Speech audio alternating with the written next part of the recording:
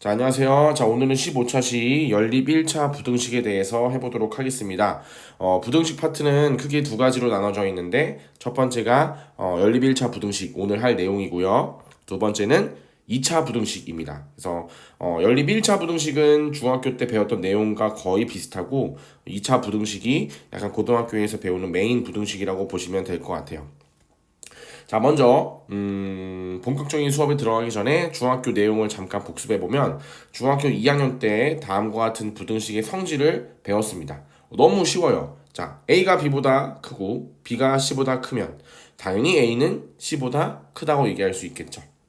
자, A가 B보다 큽니다. 이 상태에서 양쪽에 C를 더하거나 양쪽에 C를 빼요. 같은 수를. 그래도 역시 부동호 방향이 A가 큰 쪽 방향으로 그대로 유지가 되겠죠. 마찬가지로 A가 B보다 더 큰 상황인데 양수인 C를 양변에 똑같이 곱하거나 나누어도 역시 부동호 방향이 유지가 됩니다. 그런데 4번이 좀 부등식과 등식이 서로 다른 성질이었는데 뭐였냐면 A가 B보다 크지만 음수인 C를 곱했을 때 또는 음수인 C를 나눴을 때 부동호 방향이 반대로 바뀌게 되겠죠. 그래서 이 부분만 체크하시고 나머지는 똑같으니까 등식의 성질과 그대로 이용하시면 되겠습니다.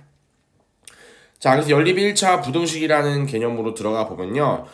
다른 게 아니라 여기 설명이 쭉 나와 있지만 그냥 요거 예제 보면은 쉽게 이해할 수 있습니다.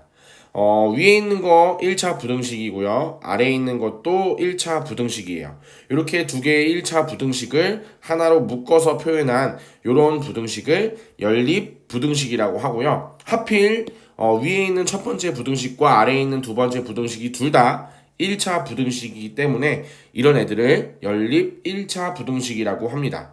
그래서 연립 1차 부등식을 이제 푼다라는 얘기들을 이제 보통 문제에서 많이 하는데 뭘 하라는 거냐? 라고 한다면 위에 있는 1번 부등식을 해결하시고요. 아래에 있는 2번 부등식을 해결하셔서 두 개가 동시에 만족되는 영역을 찾으시면 됩니다.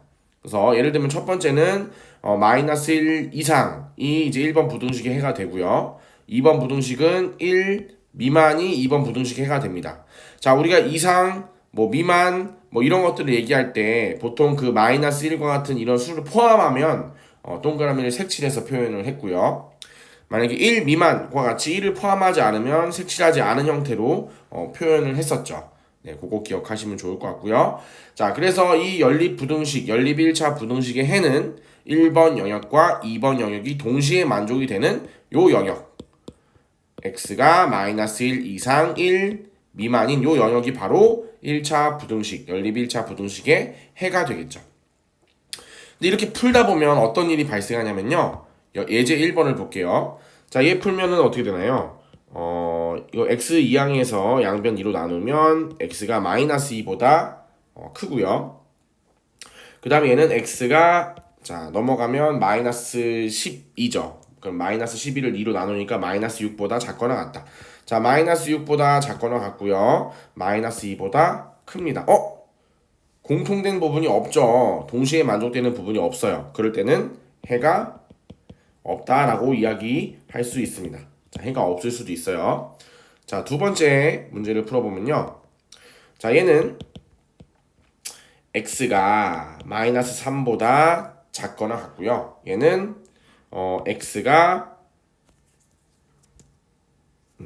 마이너스 3이 아니죠. 자, 다시 계산이 틀렸네요. x가 3보다 작거나 같다고요. 얘는 아래 거는 풀면은 x가 3보다 크거나 같다. 자, 이렇게 암산으로 정리를 해봤습니다. 그러면 x가 3보다 작거나 같으면서 x가 3보다 크거나 같다? 두 개를 동시에 만족하는 건 뭐죠? 그렇죠. x는 3이죠. x는 3을 해로 갖습니다. 이렇게 부등식이지만 해가 마치 방정식처럼 해를 가질 수 있어요. 그래서 이 아래 리마크를 보시면요. 연립 부등식에서 두 부등식의 공통인 해가 없으면 해가 없다. 있으면 문제 보통 있는 경우들인데 하필 또 공통인 해가 한 개일 때도 있다는 거예요.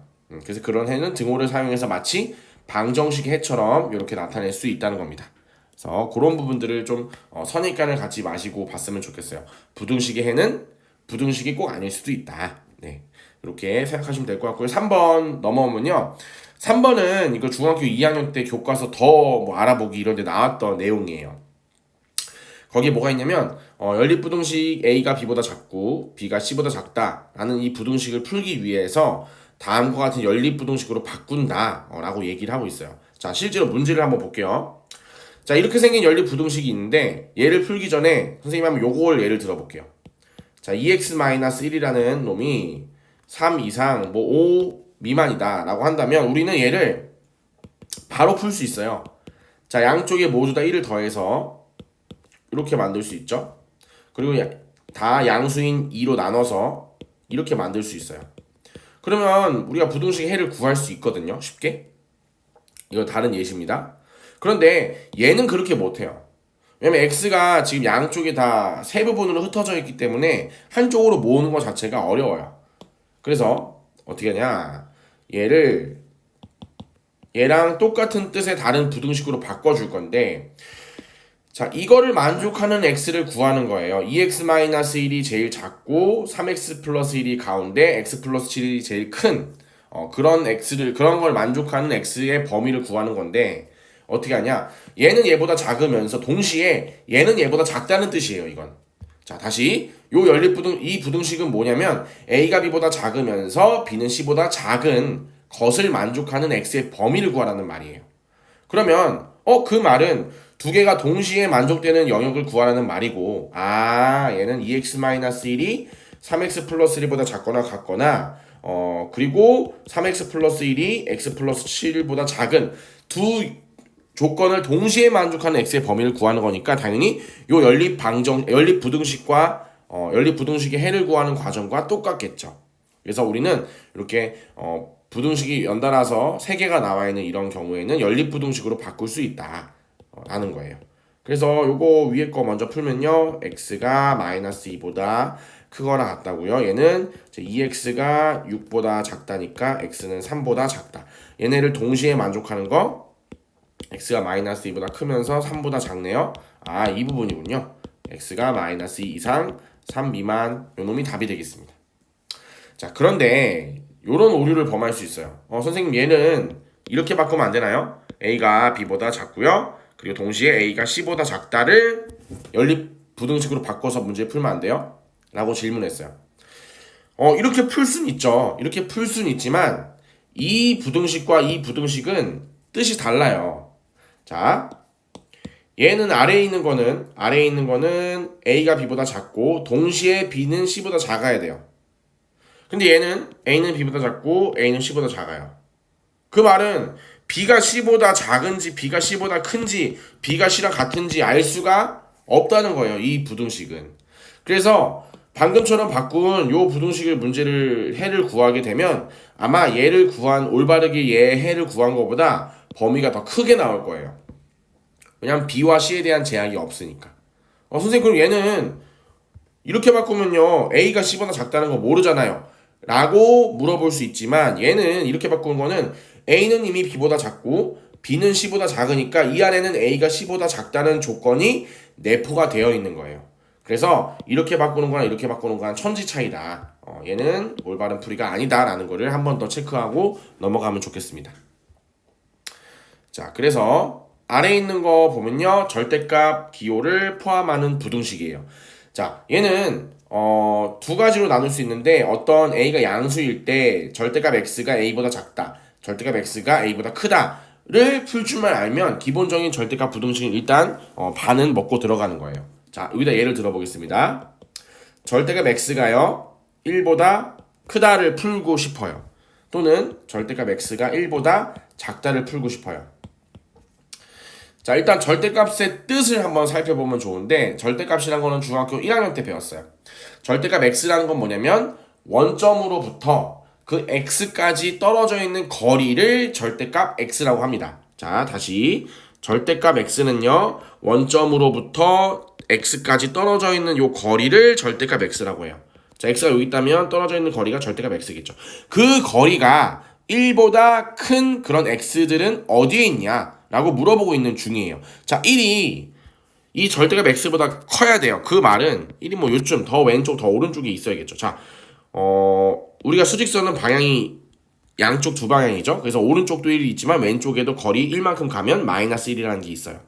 그러면 절대값 x가 요 거리가 1보다 크려면 얘는 어디에 있어야겠어요? 요 부분에 있어야 되지 않을까요? 요 부분? 이 x가 이 파란색, 선생님이 파란색으로 표시한 요 부분에 있어야지만, 그래야지만 1보다 크겠죠. 거리가. 네. 1보다 크겠죠. 이게. 이런 부분이. 그래서 이 x 해는 구하면 마이너스 1보다 작은 범위 있죠. 작은 범위. 그리고 또는 x가 1보다 큰 범위. 요 범위가 돼야지 절대값 거리가 1보다 커지게 됩니다. 그래서 보자마자 나는 이렇게 바로 바꿔요. 자, 반대로 이번엔 절대값 x가 1보다 작아야 돼요. 1보다 작아야 되는데 이럴 때는 어떻게 얘기할 수 있냐면, 요 마이너스 1과 1 사이에 있으면 요 원점으로부터 거리가 1보다 작지 않나요? 그쵸? 그래서 이때는 이거 잘 안 보이네요. x가 마이너스 1보다 크고 1보다 작은 요 범위, 요 마이너스 1과 1 사이 요 범위에 있으면 절대값 x가 1보다 작겠죠. 그래서 앞으로는 약간 기계적으로 이렇게 하시면 돼요. 1보다 작다, 절대값이 뭔가 작으면 절대값 x가 1보다 작다라는 걸 보자마자 난 이렇게 풀어요. 일단 절대값을 벗기고 1과 1의 반대부호인 마이너스 1을 써주고 그 사이에 x가 들어가면 된다 라고 바로 약간 기계적으로 문제를 풀면 잘 풀리고요. 만약에 절대값 x가 1보다 크다라고 한다면 얘는 x가 1보다는 크고 x가 마이너스 1보다는 작은 두 범위 중에 한 범위만 만족하면 된다는 거죠. 그래서 또는으로 연결하시면 돼요. x가 1보다 크거나 또는 x가 마이너스 1보다 작거나, 그러면 당연히 절대값 x의 그 거리는 1보다 커지게 되겠죠. 이렇게 하시면 됩니다.